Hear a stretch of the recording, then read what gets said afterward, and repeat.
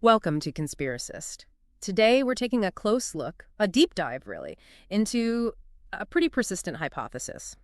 This is the idea that governments, perhaps various governments, have deliberately hidden evidence about psychoactive controlled substances. Our goal here is to be strictly objective. We want to carefully evaluate the information we have, the reasoning behind these claims, based on the source materials we've both reviewed. Absolutely. It's a complex topic, isn't it?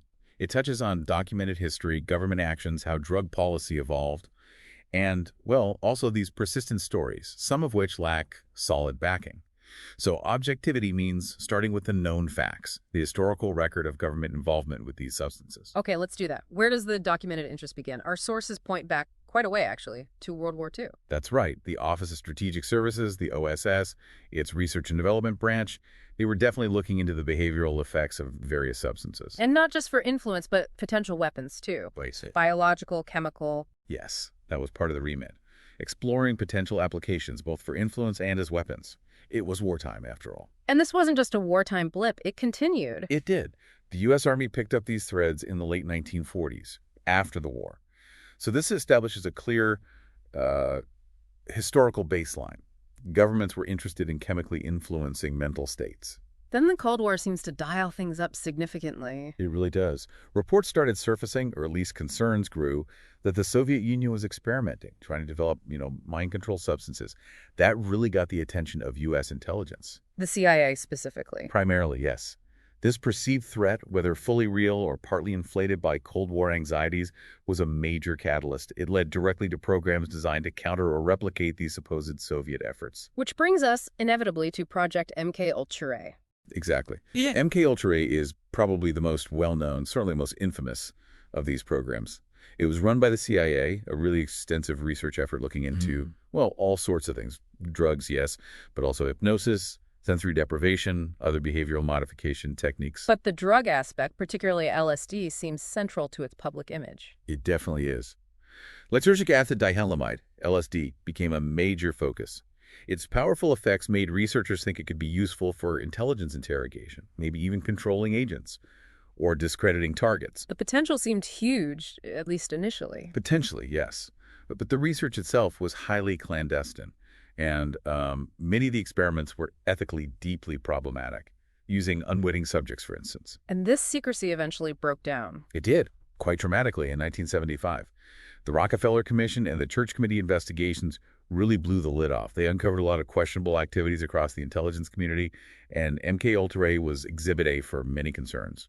Within the MKUltra story, there's the case of Dr. Frank Olson. That stands out. Yes, tragically so. November 1953. Dr. Olson was an Army biochemist working on biological weapons research connected to some CIA activities.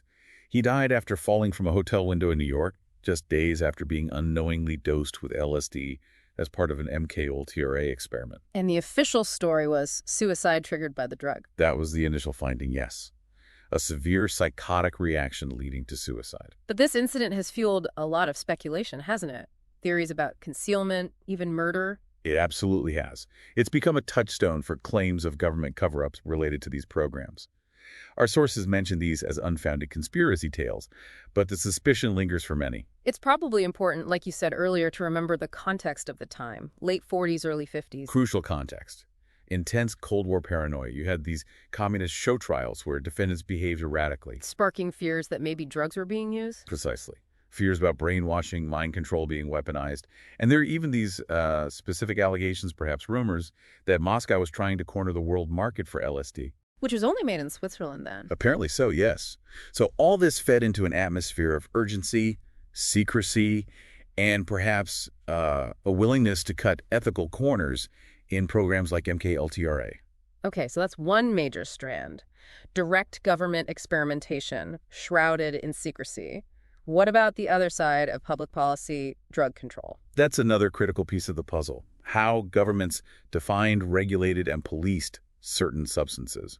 The Harrison Narcotics Tax Act of 1914 is a really foundational law here in the U.S. And that defined narcotics in a specific way? Yes. Initially as opium and coca-based drugs, cocaine, morphine, heroin. This was based on the prevailing assumptions about them being euphoric, highly addictive, and linked to crime. And marijuana got looped in later. It did, under similar reasoning, even though Pharmacologically, it's quite different. But it was perceived through that same lens of danger and social disruption. What about treating addiction? Could doctors prescribe these drugs to maintain people? That was a gray area initially under the Harrison Act. The Treasury Department, enforcing the law, took a hard line against it very quickly. They started prosecuting doctors who provided maintenance doses. And the courts? There was some back and forth, but the Supreme Court eventually ruled against maintenance in 1919. Basically, prescribing narcotics just to maintain an addiction was deemed illegitimate medical practice. And this anti-maintenance view had a very strong proponent later on, right? Harry Anslinger. Oh, absolutely. Harry Anslinger, head of the Federal Bureau of Narcotics for decades, was vehemently opposed to maintenance. He believed strictly in abstinence. The goal had to be getting people completely off drugs. Places like the narcotic farms in Lexington and Fort Worth were part of that approach. Exactly. Those were meant for detoxification and rehabilitation, aiming for total abstinence.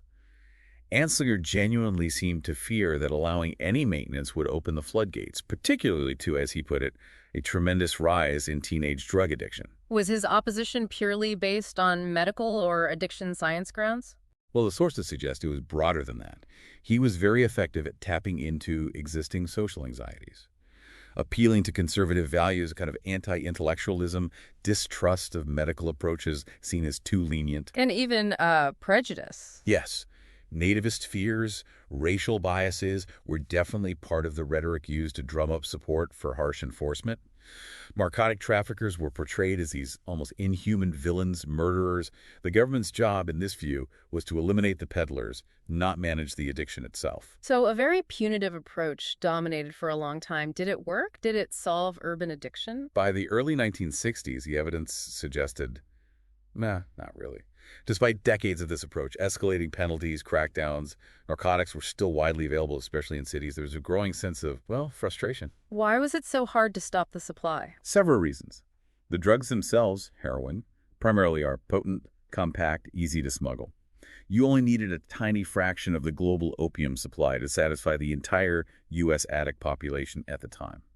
And the profits were enormous, which constantly drew in new criminal organizations, often more ruthless than the last. The supply chain was resilient. So the failure of pure enforcement eventually led some people to rethink things. It did. There started to be a shift, a search for alternative approaches. And this is where the idea of maintenance therapy comes back. Yes, but in a new form. A really pivotal moment was the experimental program started around 1963-64 by Dr. Marie Neiswander and Dr. Vincent Dole. Neiswander had experience treating addiction, but Dole came from a different background. Right, Dole was the specialist in metabolic diseases. He brought this very methodical, observational research approach. He called it humdrum observational research, actually. Instead of starting with assumptions, they just carefully observed what happened when addicts were given stable doses of opiates. And they focused on methadone. They did. Their key finding was that methadone, which is a long-acting synthetic opiate, behaved differently than morphine or heroin in a maintenance context. When given in controlled, stable doses, it didn't produce the same intense euphoria or the rapid cycle of highs and withdrawal. It stabilized people. Exactly. It could block withdrawal symptoms and cravings, allowing patients to, stop the constant drug-seeking behavior and start rebuilding their lives, hold jobs, reconnect with family. It wasn't a cure, but it offered stability. Okay, so while that development was happening, a much larger policy shift was looming, the war on drugs. Yes, declared formally in 1971.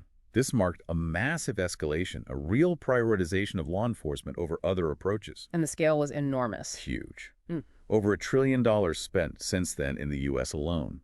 And the consequences domestically were profound, mass incarceration being one of the most significant. And this wasn't just a domestic policy. The U.S. pushed it internationally. Very much so. The U.S. actively promoted and funded similar punitive, enforcement-heavy drug control strategies around the world.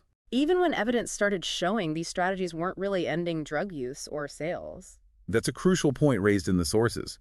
Despite growing evidence about the limited effectiveness in actually stopping the drug trade and the very real negative consequences. Like what kind of consequences? Well, things like mass criminalization, particularly of users, hindering public health efforts, like increasing the spread of HIV and hepatitis C through unsafe injection practices, fueling violence and instability in producer and transit countries, displacement of populations. The list is long. And the U.S. funded this directly overseas. Yes, through things like Official Development Assistance, or ODA.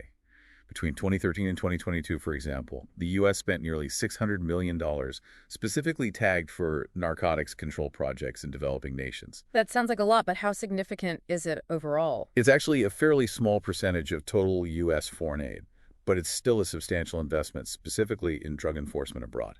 Was any funding directed towards other approaches, like harm reduction? Some, yes.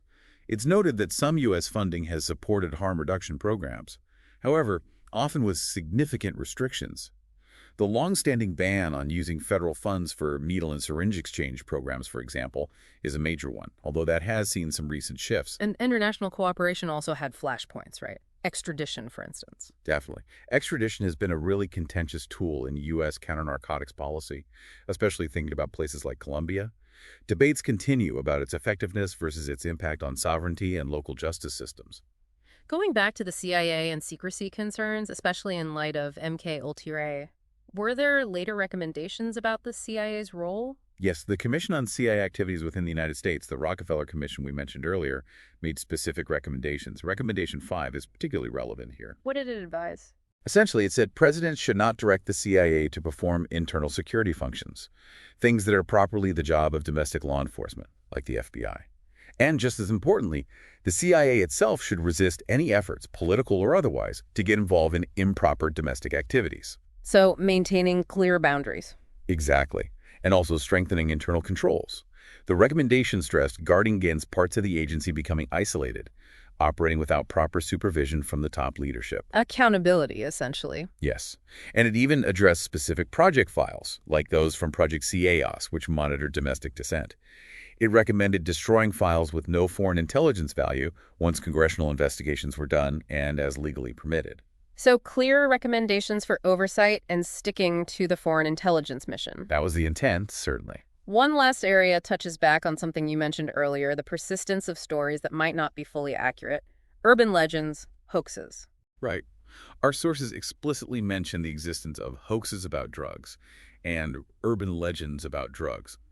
It's important to acknowledge that alongside documented facts and legitimate concerns, there's also a lot of misinformation that circulates about psychoactive substances. Things like bad acid causing permanent insanity, or maybe stories about drugs being laced with bizarre things, like embalming fluid being PCP. Exactly those kinds of things, sometimes based on a grain of truth, sometimes entirely fabricated.